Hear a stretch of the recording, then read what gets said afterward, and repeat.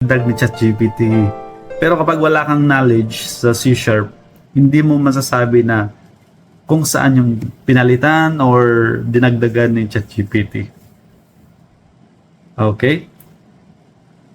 So yun.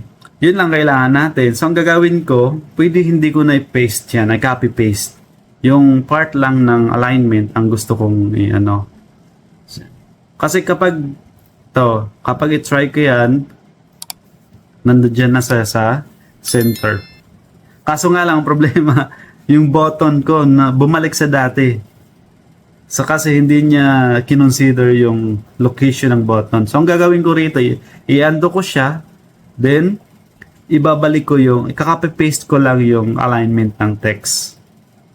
Alignment ng text na lang yung ano ko guys. Okay?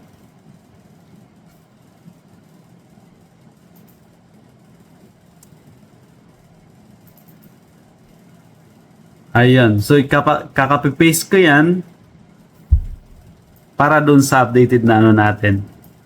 Code. Okay? Yun. Sabi ko pa kanina, kapag may knowledge na tayo